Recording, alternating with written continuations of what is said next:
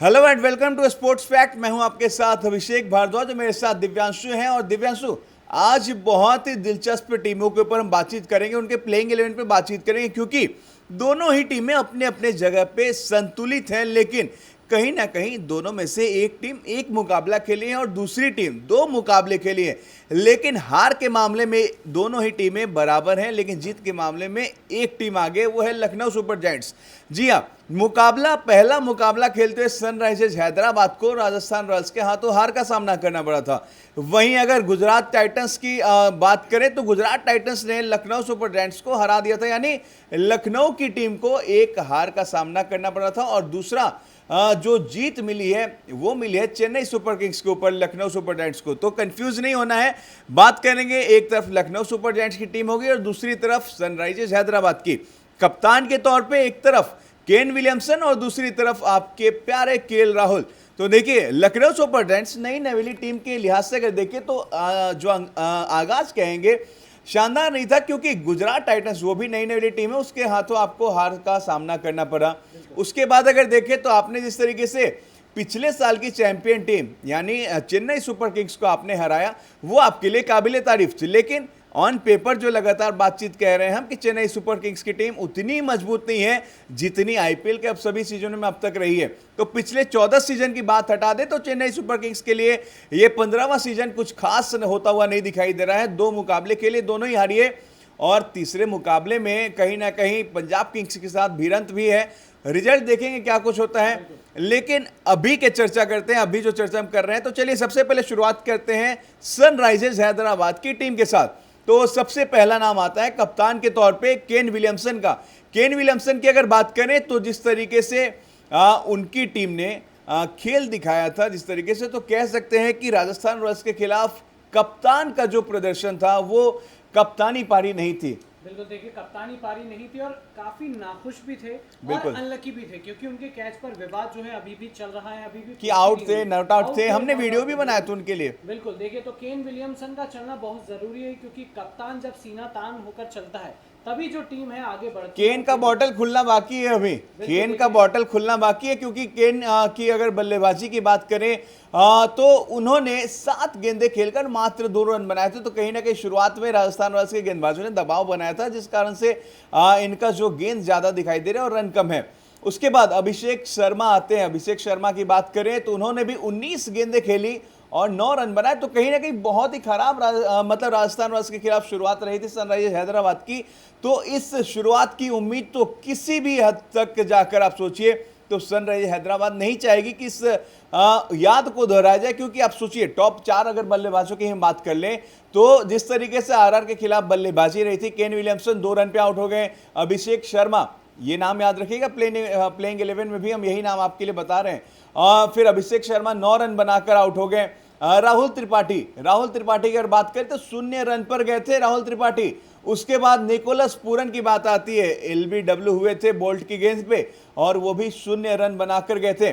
फिर एक बल्लेबाज आता है जिसको कह सकते हैं कि भाई मिडिल ऑर्डर के बाद और कहीं ना कहीं फिनिशर के तौर पे भी इनको हम देखते हैं, तो एडन मार्करम जो है उन्होंने 41 गेंद पर 57 रन की पारी खेली।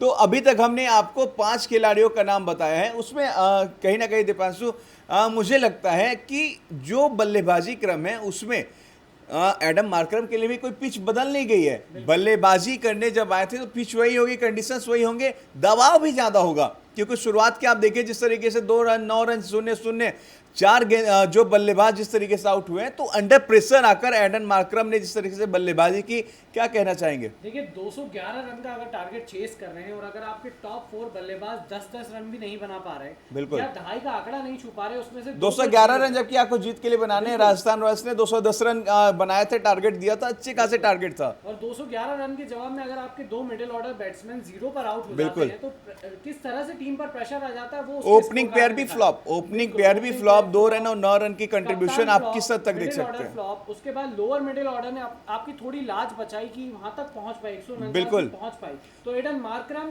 का इसमें बहुत बड़ा इंपॉर्टेंट योगदान रहा कि उन्होंने 57 रन की जो पारी खेली 41 बॉल में। देखिए वही जो अभिषेक आपने बात की कि पिच इनके लिए भी कोई बदली तो नहीं थी, शुरुआत से केन विलियमसन सभी ने सेम पिच पर मैच खेला, पर जब एडन मार्करम खेलने आए या फिर वॉशिंगटन सुंदर खेलने आए या फिर रोमारियो शेफर्ड खेलने आए, तो पिच तो वही थी, तो इन्होंने भी तो रन बनाए। तो क्या जो ओपनिंग पेयर था या क्या जो मिडिल ऑर्डर था, उन्होंने क्यों नहीं रन बनाए? तो उसका खामियाजा भैया सुंदर ने आकर जब 40 रन की पारी खेली है 14 गेंदों में, तो आप सोच सकते हैं जब रोमारियो शेफर्ड 18 गेंद में 24 रन की पारी खेलते हैं, तो कहीं ना कहीं कंसिस्टेंसी जो कहते हैं ना वो मेंटेन करना होगा। पिछले मुकाबले हमने देखा राजस्थान रॉयल्स के खिलाफ बल्लेबाजी कह सकते हैं कि जो टॉप ऑर्डर और मिडिल ऑर्डर होता है, वो कहीं ना कहीं मिडिल ऑर्डर की बात करें सिर्फ एडम मार्करम ने बल्लेबाजी की अपनी जिम्मेदारी संभाली, बाकी पूरी तरीके से राजस्थान रॉयल्स के गेंदबाजों के सामने धराशायी थी टीम।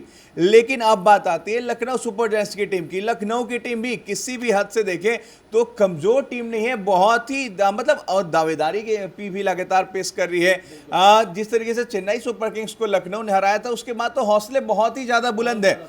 और एसआरएच के पास जो है वो निगेटिव पॉइंट है कि वो मुकाबला एक ही खेले, उसमें भी हार का सामना करना पड़ा। तो कुल मिलाकर बल्लेबाजी क्रम एक बार आपको फिर बता देते हैं जो 11 में से आपको रहने वाले हैं। Kane Williamson, Abhishek Sharma, Rahul Tripathi, Nicholas Pooran, फिर एडन मार्करम, फिर अब्दुल समद, रोमारियो शेफर्ड की बल्लेबाजी 18 गेंद में 24 रन बनाई है।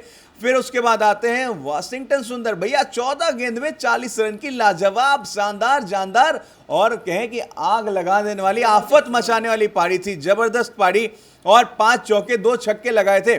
उसके बाद भुवनेश्वर कुमार गेंदबाजी के तौर पर अगर देखें तो एक बार गेंदबाजों की बात करें थे, गेंदबाजी में जिस तरीके से एसआरएच की तरफ से जो गेंदबाजी रही थी, भुवी ने 4 ओवर में 29 रन देकर 1 विकेट निकाला था राजस्थान रॉयल्स के खिलाफ। रोमारियो शेफर्ड की बात करें तो 4 ओवर में 33 रन देकर 1 विकेट निकाला, और उसके साथ ही साथ बल्लेबाजी में भी दम दिखाया था, 18 गेंद में 24 रन की पारी खेली थी।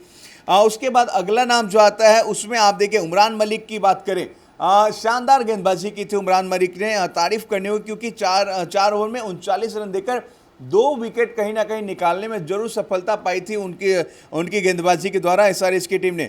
फिर वाशिंगटन सुंदर 3 ओवर में 47 रन, देखिए एक तरफ जहां रन बनाया 14 गेंद में 40 रन, वहीं 14 की जगह 18 गेंद में उन्होंने यहाँ पे 47 रन लुटा दिए। तो कहीं ना कहीं पारी कुल मिलाकर बराबर कर दी उन्होंने, जितना रन बनाया उतना रन दे डाला। फिर टी नटराजन की गेंदबाजी की यहाँ पे तारीफ करनी हुई। टी नटराजन हालांकि महंगा ओवर साबित जरूर हुआ, 4 ओवर में 43 रन देकर उन्होंने 2 विकेट निकाला, लेकिन विकेट अगर निकल जाती है तो कहीं ना कहीं लगता है कि चलो भाई कुछ कवर कर जाते, आपके ऊपर फिर सवाल नहीं उठते हैं कि रन ज्यादा है तो चलो विकेट भी निकाल कर दिया है। और अभिषेक शर्मा की बात करें, अभिषेक शर्मा ने भी जो कि 1 ओवर की गेंदबाजी की थी, क्योंकि ओपनिंग पेयर के तौर पे उनको जो मौका मिला था, 9 रन बनाए थे 19 गेंद खेलकर, लेकिन गेंदबाजी में 6 गेंद में ही 15 रन दे डाले। तो कहीं ना कहीं एवरेज इनका दोगुना है गेंदबाजी अगर मौका मिल जाए तो। कुल मिलाकर जो सनराइजर्स हैदराबाद की परफॉर्मेंस रही है राजस्थान रॉयल्स के खिलाफ, यानी अपने एक मुकाबले में जो सिंगल मुकाबला एसआरएच ने खेला है, वहां पे अगर देखें तो कप्तान के तौर पे केन विलियमसन को टीम मीटिंग शानदार तरीके से करनी चाहिए और कहीं ना कहीं डिस्कशन करनी चाहिए यार कि देखिए अभी तो एक मुकाबला हमने खेला है और पॉइंट्स टेबल पे सबसे निचले पायदान पे हैं, तो आप 10वें नंबर पायदान पे, उससे ऊपर आपको उठना है। कितना उठना है ये आप सिर्फ कप्तान की जिम्मेदारी नहीं कि कुल 11 खिलाड़ियों की जिम्मेदारी होगी, उनके प्रदर्शन के लिहाज से ये चीज़ देखने को मिल सकता है। इसलिए मेरे लिहाज से केन को इतना जरूर समझाना चाहिए बातचीत टीम मीटिंग के दौरान कि देखिए चाहे कंडीशंस जो भी हो लखनऊ सुपर जायंट्स के खिलाफ, लेकिन हमें टिककर खेलना है और रन अगर आप चेज कर रहे हैं तब भी आपको सही सधी हुई बल्लेबाजी करनी है। पहले बल्लेबाजी करते तो वहां पे आपको कहीं ना कहीं ओपनिंग पेयर को मजबूती के साथ दिखाना होगा, क्योंकि निचले क्रम पे जो बल्लेबाज आते हैं, निचले क्रम भैया यानी एडम मार्करम, तो इसलिए चीजें हालात कंडीशन जो है हर मुकाबले में किसी भी टीम का फेवर नहीं करती हैं। लेकिन जो प्लेइंग 11 है जिनके नाम का हमने चर्चा किया आपके सामने, उम्मीद यही रहेगी कि लखनऊ सुपर जायंट्स के खिलाफ इनकी जो टीम है यानी केन विलियमसन की जो टीम है वो शानदार जानदार प्रदर्शन करके दिखाए और लखनऊ सुपर जायंट्स के खिलाफ कम से कम एक जीत, अपनी पहली जीत जरूर हासिल करे। देखिए अपने बैटिंग ऑर्डर में भी चेंजेस कर सकते हैं, बिल्कुल मार्करम जिस तरह के बल्लेबाज हैं वो उनको ओपनिंग में भी खेल सकते हैं, वो टॉप ऑर्डर पे ला सकते हैं, लाकर आप ज्यादा बॉलें देंगे तो वो और ज्यादा अच्छा। जब देखिए बल्लेबाजी तो वाशिंगटन सुंदर ने भी की थी, लेकिन उनको आप टॉप में नहीं ला सकते हैं। हाँ, तो कहीं ना कहीं जहां तक आपको अगर होता है ना कि आप भाई मान लो केन विलियमसन जो ओपनिंग कर रहे हैं,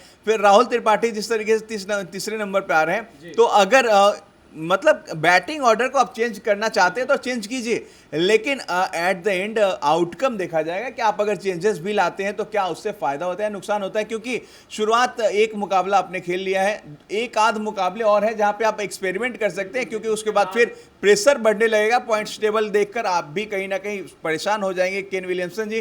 तो केन विलियमसन जी इसलिए कि भैया आप भारत आए हैं, खेल रहे हैं, एसआरएच की टीम को लीड कर रहे हैं, तो उम्मीद करेंगे कि एसआरएच की टीम जो है वो लखनऊ सुपर जायंट्स के खिलाफ कम से कम एक जीत हासिल करे और अपनी टूर्नामेंट की जो है शानदार तरीके से शुरुआत करे। एक मुकाबला हारने के बाद एक जीत तो कम से कम बनती है। आगाज अच्छा नहीं हुआ, पर अंजाम जो है अगर अच्छा हो जाए तो फिर जो हैदराबाद की बिरयानी, लेकिन उसके लिए तैयारी करनी पड़ेगी, उसके लिए तैयारी करनी पड़ेगी, खुशबू आनी चाहिए, जो खुशबू है जो बिरयानी से आती है वही कहीं ना कहीं मैच में मैदान पर खिलाड़ियों से भी आनी चाहिए, ताकि जो पूरा का पूरा माहौल है आईपीएल 2022 के इस 15वें सीजन का वो पूरी तरीके से सेट रहे। तो चलिए, आपको एसआरएच के इस प्लेइंग 11 पे हमने पिछले परफॉर्मेंस की तुलना करके आपको बताया है कि क्या कुछ चेंजेस कर सकते हैं, बैटिंग ऑर्डर में कैसे चेंजेस कर सकते हैं, प्लेयर्स का जो परफॉर्मेंस रहा है, ओपनिंग ऑर्डर जो है ओपनिंग प्लेयर को किस तरीके से जिम्मेदारी के साथ शुरुआत करनी होगी पारी की। तो इन सभी पे आपका जो भी कमेंट होगा प्लीज कमेंट करके बताइएगा। अगर टीम में बदलाव चाहते हैं